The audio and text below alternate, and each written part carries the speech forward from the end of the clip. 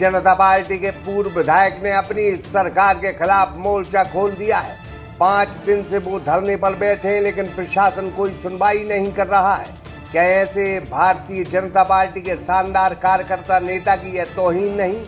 हम आपको बता दें, यह पूर्व मुख्यमंत्री उमा भारती के भी समधी है, लेकिन प्रशासन और सरकार को इसकी कोई परवाह नहीं।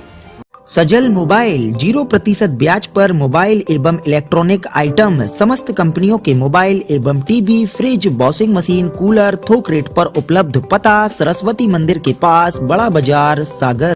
मामला हम आपको बताए देते हैं और उन नेता का भी नाम बताए देते हैं। उन नेता का नाम रतन सिंह सिलालपुर है, जो भारतीय जनता पार्टी से पूर्व विधायक है। यह मामला सागर के गौर झामर से जुड़ा है, जहां गौर झामर के कुछ दबंगों के खिलाफ वो धरना दे रहे हैं और वो दबंग भी सीना ठोक कर मंदिर की जमीन हड़प रहे हैं और प्रशासन खामोश है। भारतीय जनता पार्टी के पूर्व विधायक 5 दिनों से धरने पर बैठे हैं। गौर झामर में ओबीसी क्रांति सेना के नेतृत्व में एक अनिश्चितकालीन धरना जारी है, जिसमें भगवान दत्तात्रेय की मूर्ति को कैद करने और मंदिर की जमीन पर अवैध कब्जा करने के मुद्दे को लेकर विरोध किया जा रहा है। मुख्य बस स्टैंड के पास दत्तात्रेय मंदिर है, जिसमें लोधी समाज की जमीन लगी हुई है। यह जमीन दत्तात्रेय मंदिर की देखरेख और पूजा पाठ की व्यवस्था के लिए लगाई गई थी। ओबीसी क्रांति सेना के राष्ट्रीय अध्यक्ष एडवोकेट देवेंद्र सिंह भी इस धरने पर बैठे हैं एवं लोगों ने आरोप लगाए कि कुछ स्वार्थी व्यक्तियों ने झूठे आधारों पर उक्त जमीन को अपने कब्जे में ले लिया है और वो अपने दैनिक उपयोग के साथ साथ एक बहुत बड़ा डबल मंजिल की अवैध कमर्शियल मार्केट का निर्माण कर उसे किराए पर चला रहे हैं, जबकि अंदर आबादी का 31 डिसमिल अर्थात लगभग 13,500 वर्ग फुट का आवासीय पट्टा भी उन्होंने ले लिया है, जो अनैतिक है। आवासीय पट्टा मात्र 900 वर्ग फुट का होना चाहिए। उन्हीं लोगों के पास 60 एकड़ कृषि भूमि भी है। उक्त भूमि पर डबल मंजिल मार्केट बना है, जिसका डायवर्सन भी नहीं है। मंदिर की जमीन पर कब्जा करके उसे बनाया गया है। इन दबंगों ने 3 एकड़ जमीन मंदिर की कब्जे में ले ली है। उक्त अवैध मार्केट तोड़ने का आदेश पूर्व कलेक्टर द्वारा दिया जा चुका है, फिर भी प्रशासन मौन है। भगवान दत्तात्रेय की मूर्ति को कैद करके रखा है। उक्त जमीन की राशि का दुरुपयोग किया जा रहा है। 50-60 साल से इसका दुरुपयोग हो रहा है। इस कारण गौर झामर की संपूर्ण समाज दत्तात्रेय मंदिर की मूर्ति को आजाद करने के लिए संघर्ष कर रही है, ताकि भूमि का सार्वजनिक रूप से उपयोग हो सके और भारत के महापुरुषों की मूर्ति भी मंदिर में लगाई जा सके। धरने का मुख्य उद्देश्य मंदिर की जमीन को अवैध कब्जे से मुक्त कराना और भगवान दत्तात्रेय की मूर्ति को आजाद कराना है। कहाँ के निवासी हो? यहाँ पे मंदिर है, क्या आपको जानकारी है? मंदिर है। कितने वर्ष पुराना? 30 साल हो गए। कभी आप गए दर्शन करने? अरे हम भाई तक नहीं तो कोई मंदिर है। नहीं मिले दर्शन नहीं मिले। दर्शन नहीं मिले कभी? नहीं मिले। अच्छा, यहाँ पे कोई मंदिर है क्या, जानकारी में आपकी? पता नहीं दर्शन कर भी नहीं। अच्छा, मंदिर है, कभी दर्शन नहीं किया आपने?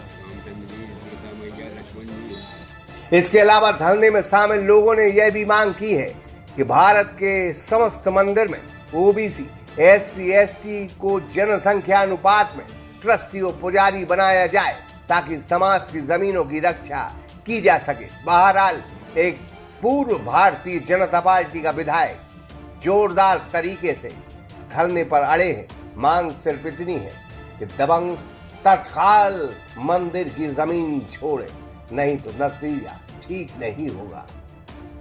भाई साहब, आप लगातार 5 दिन से अनशन पे बैठे हैं, क्या है पूरा मामला? भाजपा सरकार के विरोध में आप बैठे हैं। मामला ये है कि देव दत्तात्रेय मंदिर 50 वर्ष पुराना मंदिर है। इस मंदिर का निर्माण श्रीमती रानी बहू, क्योंकि वो हमारी नानी थी, उन्होंने मंदिर का निर्माण करवाया था।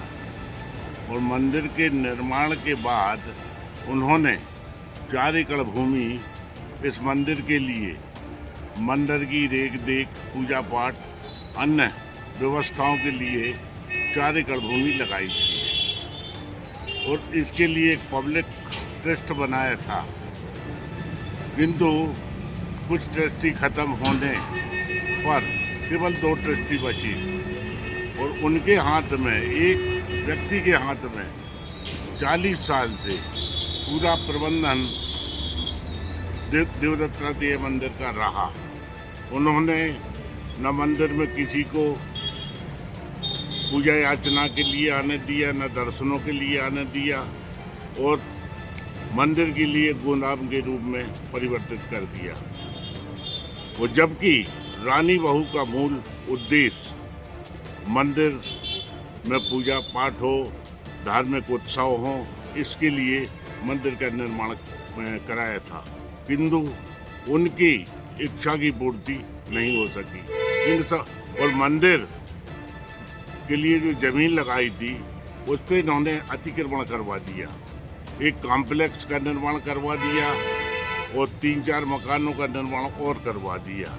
इन अनियमितताओं के कारण हम सभी लोग इस धरने पे बैठे। भाई साहब अभी 5 दिन में प्रशासन ने क्या कार्रवाई की, कौन आया कौन गया? यहाँ पे नायब तहसीलदार आए, आरआई आए, पटवारी आए और 2 बार आ चुके और कोई नहीं आया।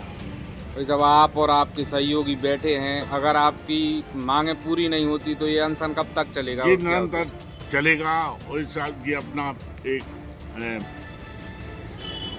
विराट रूप लेगा, ये मान के चलिए आप।